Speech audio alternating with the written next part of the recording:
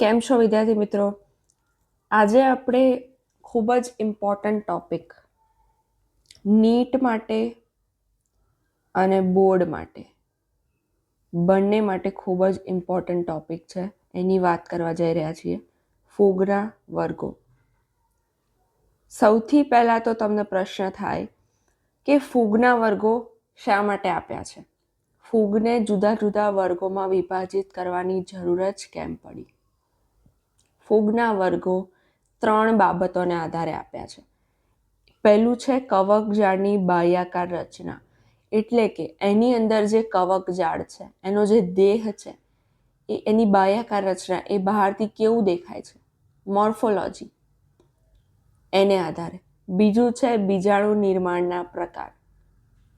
આપણે જ્યારે ફૂગમાં બીજાણુ નિર્માણ જોયું ત્યારે આપણે જોયું હતું કે એમાં 2 પ્રકારના બીજાણુ બને છે, કોનિડિયા અને સ્પોરિન્જિયા.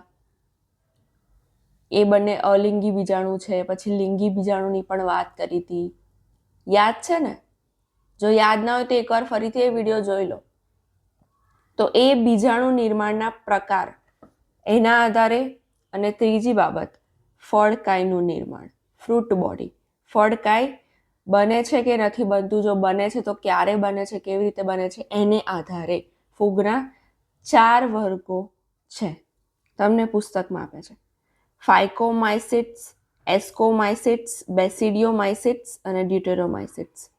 ઘણા લોકો એને ફાઇકોમાઇસિટસ, એસ્કોમાઇસિટસ, બેસિડિયોમાઇસિટસ અને ડ્યુટેરોમાઇસિટસ એવું પણ બોલતા હોય છે. એ પણ સાચું છે, તમે બોલી શકો છો.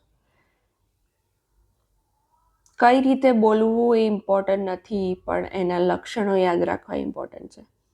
ચલો પહેલા વર્ગની શરૂઆત કરીએ. ફાઇકોમાઇસિટસ અથવા તો ફાઇકોમાઇસિટ્સ. પહેલાં તો નામ કેમ આપ્યું? ફાઇકો એ ફાઇટો ઉપરથી આપ્યું છે. ફાઇટો શબ્દ એ વનસ્પતિ જોડે રિલેટેડ છે. ફોટોસિન્થેસિસ, ફાઇટો એટલે વનસ્પતિ.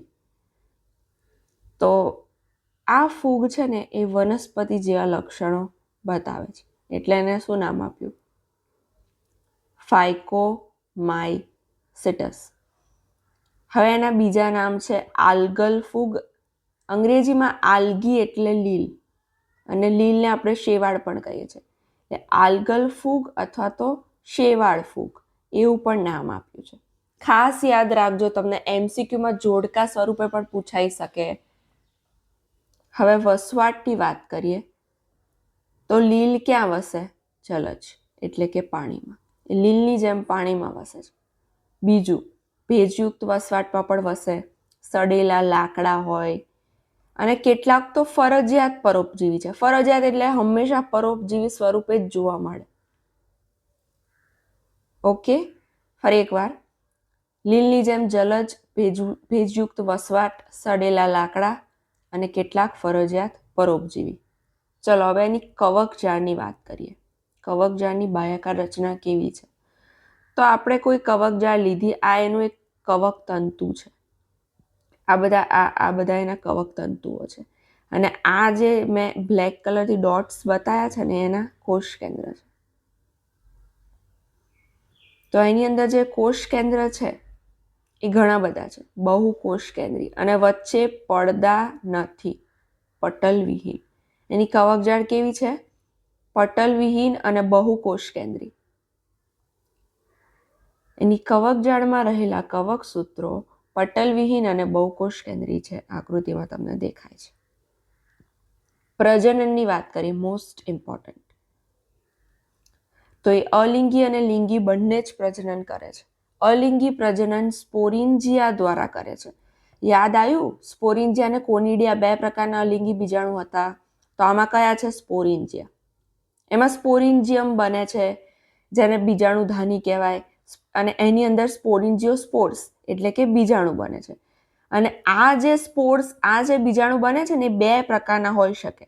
કાં તો કશાવાળા હોય એટલે કે ચલિત હોય, અને કાં તો કશાવિહીન હોય એટલે કે અચલિત હોય. યાદ રહેશે? જો અલિંગી પ્રજનન સ્પોરિન્જિયા દ્વારા થાય છે, અને સ્પોરિન્જિયાની અંદર સ્પોરિન્જિયમ બને છે બીજાણુધાની. આ ડિટેલમાં આપણે બીજાણુ નિર્માણમાં સમજાવ્યું છે. આગળનો વિડીયો જોઈ લેજો, આકૃતિ સાથે સમજાવ્યું છે. સ્પોરિન્જિયોસ્પોર બીજાણુ, બે પ્રકારના ચલ અથવા તો અચલ. ચલ હોય તો એમાં કશા હોય અને કશા ના હોય તો અચલ. ઓકે, ચલો. અલિંગી પ્રજનનની વાત થઈ, હવે લિંગી પ્રજનનની વાત કરીએ. તો લિંગી પ્રજનનમાં છે ને તમને ખબર જ છે કે નરજન્યુ અને માદાજન્યુ બે બને. કોઈ પણ સજીવમાં લિંગી પ્રજનન હોય એમાં નરજન્યુ અને માદાજન્યુ બને.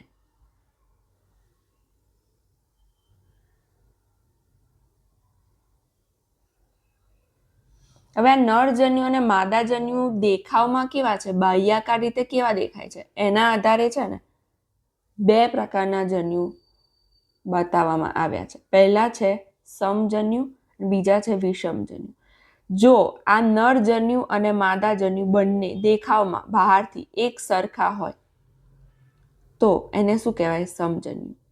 જો આમાં એક નરજન્યુ છે ને એક માદાજન્યુ, બંને તમને કેવા દેખાય છે, સરખા દેખાય છે, બરાબર. બીજી બાજુ જો આ નરજન્યુ અને માદાજન્યુ બંને દેખાવમાં જુદા જુદા હોય તો એને કેવા જન્યુ કહેવાય, વિષમજન્યુ. તો પહેલેથી ચાલુ કરીએ કે ફાઇકોમાઇસિટ્સમાં લિંગી પ્રજનન જન્યુઓ દ્વારા થાય છે. એ જન્યુઓ દેખાવમાં એક સરખા હોય તો તેને સમજન્યુ કહેવાય અને બાહ્યાકાર રીતે દેખાવમાં જુદા જુદા હોય તો તેને વિષમજન્યુ કહેવાય. હવે આ જુદા જુદા હોય એટલે કેવા, તો એમાં મોટે ભાગે જે માદાજન્યુ છે ને એ મોટું અને અચલ હોય. તમને ખબર છે મનુષ્યમાં પણ એવું હોય છે. મનુષ્યમાં જે આપણું માદાજન્યુ છે અંડકોષ એ મોટો હોય અને નરજન્યુ છે શુક્રકોષ એ નાનો હોય અને ચલિત હોય. તો આમાં પણ માદાજન્યુ મોટો અને અચલ છે, નરજન્યુ નાનો અને ચલિત છે. હવે એ બંનેનું મિલન થાય એને શું કહેવાય, ફલન. નરજન્યુ અને માદાજન્યુ જોડાય એને શું કહેવાય, ફલન. ફલનને અંતે શું બને, યુગ્મનજ. યુગ્મ એટલે બે. ગણિતમાં ગણ આવે છે ને, યુગ્મ ગણ એ બધું. યુગ્મ એટલે બે. આ બંને જોડાયા એટલે એનું યુગ્મનજ બન્યું. અથવા તો એને ફલિતાંડીય બીજાણુ કહેવાય ફૂગના કિસ્સામાં. ફલન થયું, ફલિતાંડ અથવા યુગ્મનજ બન્યું, એને યુગ્મ બીજાણુ અથવા ફલિતાંડીય બીજાણુ કહેવાય. અને આ જે બીજાણુ બન્યો એનું અંકુરણ થશે અને એનાથી નવી કવકજાળ બનશે. કેટલું ઇન્ટરેસ્ટિંગ છે નહીં? ચલો હવે એના ઉદાહરણની વાત કરી લઈએ. તો એક તો છે મ્યુકર, જે તમને પુસ્તકમાં પણ આકૃતિ આપેલી છે. રાઇઝોપસ, જે તમને બ્રેડ પર જોવા મળે છે, બ્રેડ મોલ્ડ. આપણે ફૂગ સૃષ્ટિની શરૂઆત કરી ત્યારે તમને યાદ હશે સૌથી પહેલા આપણે ફૂગની વાત કરી હતી કે બ્રેડને તમે મૂકીને ભૂલી જાઓ તો તેની ઉપર સફેદ તાતણા જોવા મળે છે. એ શું છે, રાઇઝોપસ. બ્રેડ મોલ્ડ પણ કહેવાય કારણ કે બ્રેડ પર થાય છે. અને ત્રીજી આલ્બ્યુગો, એટલે કે રાઈ ઉપર થતી પરોપજીવી ફૂગ. જો આમાં આપણે કીધું હતું કે કેટલાક છે ને ફરજિયાત પરોપજીવી છે, હંમેશા પરોપજીવી જ હોય. તો આ જે છે આલ્બ્યુગો એ રાઈ ઉપર થતી પરોપજીવી ફૂગ છે. અને આ રાઇઝોપસ બ્રેડ પર થાય છે, એ પણ એક પ્રકારનું પરોપજીવન કહેવાય, બરાબર. ચલો હવે આપણે બીજો વર્ગ જોઈએ. ફાઇકોમાઇસિટસ જોયું, હવે એસ્કોમાઇસિટસ.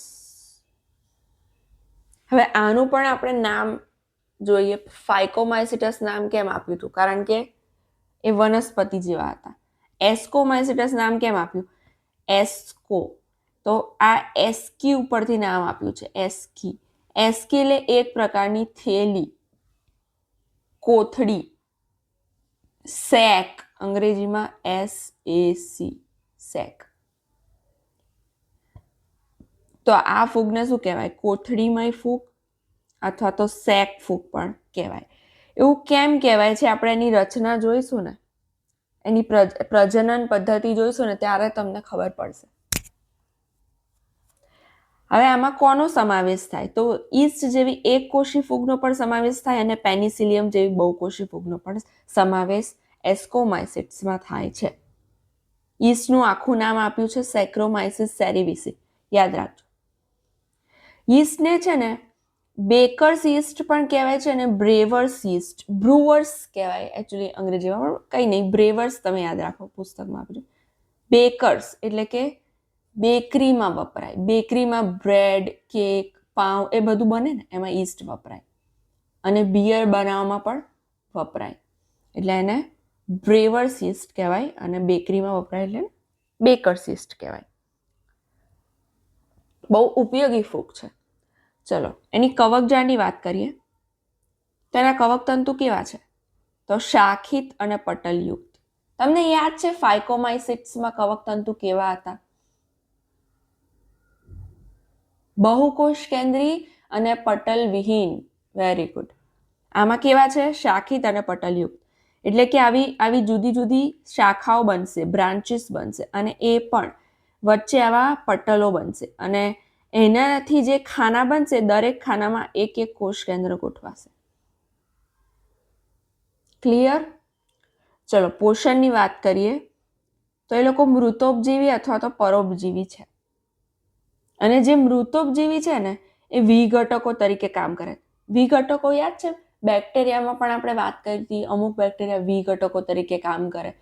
એટલે એ મૃત સડતા કાર્બનિક દ્રવ્ય હોય ને એમાંથી પોતાનું પોષણ મેળવે, એનું વિઘટન કરી નાખે ને તોડી નાખે. એકચ્યુઅલી એ લોકો જે વાતાવરણનો કચરો છે એને સાફ કરે છે. જેમ કે આ લોકો છાણ ભક્ષી, છાણમાં જોવા મળે, અંગ્રેજીમાં કોપ્રોફિલસ, પુસ્તકમાં પણ આ શબ્દ આપેલો છે, છાણભક્ષી કોપ્રોફિલસ, એસ્કોમાઇસિટ્સ. અને કેટલાક પરોપજીવી પણ છે. ચલો પ્રજનનની વાત કરીએ તો સૌથી પહેલા અલિંગી પ્રજનન અને પછી લિંગી પ્રજનન.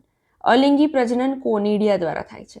તમને યાદ છે ફાઇકોમાઇસિટ્સમાં અલિંગી પ્રજનન શેમાં થતું હતું? તો એ સ્પોરિન્જિયા દ્વારા થતું હતું. એસ્કોમાઇસિટ્સમાં કોનિડિયા દ્વારા થશે. સ્પોરિન્જિયા અને કોનિડિયામાં શું ફરક છે તમને ખબર છે? સ્પોરિન્જિયામાં બીજાણુધાની બને છે અને કોનિડિયામાં બીજાણુધાની બનતી નથી. જે કોનિડિયો 4 છે એની ઉપર જ ડાયરેક્ટ બીજાણુ સર્જાય છે. આ તમને ડિટેલમાં સમજાયું છે. ફરી એકવાર કહું છું, જો તમને યાદ ન હોય તો વિડીયો જોઈ લેજો, નહીતર અહીંયા બધું ઉપરથી જશે. આ કોનિડિયા પછી જમીન પર પડે, એનું અંકુરણ થાય અને એમાંથી નવા કવકતંતુ બને. લિંગી પ્રજનન એસ્કોસ્પોર દ્વારા થાય. સ્પોર એટલે બીજાણુ. કઈ રીતે? તો જો લિંગી પ્રજનનમાં પણ આપણે ડિટેલમાં સમજાવ્યું છે. હું તમને ફરીથી એકવાર અહીંયા બતાવી દઉં. આવા બે કવકતંતુ છે ફૂગના. ભૂલ પડી. હા,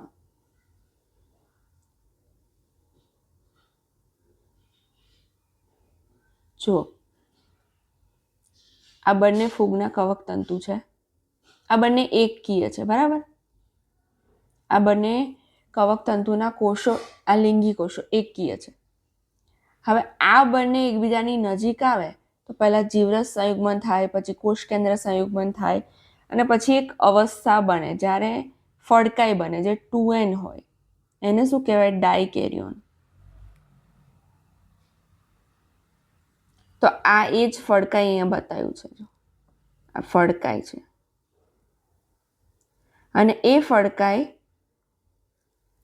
એને એસ્કોકાર્પ કહેવાય, અને બહુવચન એસ્કોકાર્પ્સ. હવે આ જે ફડકાઈ છે ને એની ઉપર આવી કોથળી જેવી રચનાઓ બને છે, આવી બધી. તો અર્ધીકરણને અંતે જે બીજાણુઓ સર્જાશે ને એ આ કોથળીઓમાં ગોઠવાશે,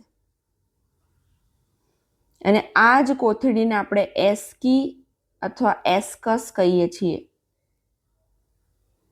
અને એટલે જ આનું નામ શું આપ્યું? એસ્કોમાઇસિટ્સ. અને એની અંદર જે બીજાણુ બને છે ને એને એસ્કોસ્પોર કહેવાય. જો બધું કેટલું એકદમ ઇન્ટરકનેક્ટેડ છે. ડાયકેરિયોન ફેઝ આવ્યું, ફડકાય, આ ફડકાય. જે અર્ધીકરણ થશે એમાંથી જે બીજાણુ બનશે એસ્કોસ્પોર્સ એ આ કોથળીઓમાં ગોઠવાશે અને આ કોથળીમાં રચનાને શું કહેવાય તો એસ્કી અથવા તો એસ્કસ. સિમ્પલ છે ને. તમે એમની પુસ્તકમાં વાંચશો ને તો તમને ખબર નહીં પડે. તમે આવી રીતે આકૃતિમાં સમજશો ને તો જ તમને ખબર પડશે. હું તો તમને રેકમેન્ડ કરીશ કે તમે જ્યારે આ વિડીયો જુઓ ને ત્યારે જોડે જોડે નોટ્સ પણ લેતા જાઓ. પણ તમને કદાચ નોટ્સ લેવામાં આળસ આવે તો તમે કમેન્ટ કરજો. હું તમને આ જ હેન્ડ રિટન નોટ્સ પીડીએફ બનાવીને તમને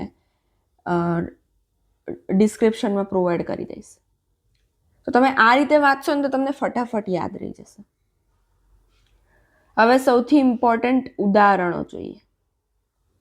આ ઉદાહરણો બધા તમને પુસ્તકમાં આપેલા છે. પહેલું એસ્પરજીલસ. એનું આખું નામ છે એસ્પરજીલસ નાઇજર. એ છે ને ઔદ્યોગિક ક્ષેત્રે સાઇટ્રિક એસિડ બનાવવામાં ઉપયોગી છે. સાઇટ્રિક એસિડ એટલે તમને યાદ આવ્યું? સાઇટ્રિક એસિડ એટલે વિટામિન સી જે ખાટા ફળોમાં જોવા મળે. પણ એને જો ઔદ્યોગિક ક્ષેત્રે બનાવવું હોય તો એમાં કઈ ફૂગ ઉપયોગી છે? એસ્પરજીલસ નાઇજર. બીજી છે ક્લેવિસેપ્સ. ક્લેવિસેપ્સ પુરપુરિયા. યાદ રહી જાય એવું નામ છે ને, ક્લેવિસેપ્સ પુરપુરિયા. તો એ લાઇસર્જિક એસિડ ડાઇઇથેલેમાઇડના વ્યુત્પન્નો બનાવવામાં ઉપયોગી છે. LSD, લાઇસર્જિક એસિડ ડાઇથેલેમાઇડ, યાદ રાખજો. ત્રીજું છે ન્યુરોસ્પોરા. એ બહુ ઇન્ટરેસ્ટિંગ છે. એને છે ને આપણે વનસ્પતિમાં જનીન વિદ્યાના અભ્યાસમાં મોડેલ તરીકે ઉપયોગ કરીએ છીએ. એટલે એને શું કહેવાય તો વનસ્પતિ સૃષ્ટિની ડ્રોસોફિલા. હવે ડ્રોસોફિલા શું છે? તો ડ્રોસોફિલા એક પ્રકારની માખી છે જેનો ઉપયોગ પ્રાણીમાં જનીન વિદ્યાના અભ્યાસમાં મોડેલ તરીકે થાય છે. પ્રાણીમાં કોઈ પણ જનીન વિદ્યાનો અભ્યાસ કરીએ ને તો આપણે ડ્રોસોફિલાને લઈએ છીએ. જેનેટિક્સમાં ડિટેલમાં ભણીશું, બહુ મજા આવશે. એવી જ રીતે ન્યુરોસ્પોરાને આપણે વનસ્પતિમાં જો જનીન વિદ્યાનો અભ્યાસ કરવો હોય ને તો એમાં મોડેલ તરીકે લઈએ. તો તમને એવું થાય કે ન્યુરોસ્પોરાને જ કેમ લો છો? કારણ કે એ છે ને એનું ફંડામેન્ટલ સ્ટ્રક્ચર સિમિલર છે, વનસ્પતિ જેવું છે. એ ફટાફટ ગ્રો કરે છે, ગ્રોઝ ફાસ્ટ, અને એ ટોક્સિક નથી. એટલે એને તમે લેબમાં ઉછેરો તો એ કોઈ નુકસાન નથી કરતું. આ ઉપરાંત આ જે મોરેલ્સ છે એ મશરૂમ જેવા છે, મશરૂમ્સ. અને મોરેલ્સ અને બફલ્સ, એકચ્યુઅલી આ પ્રિન્ટિંગ મિસ્ટેક છે. પુસ્તકમાં પણ બફલ્સ લખ્યું છે, એકચ્યુઅલી એ ટ્રફલ્સ છે.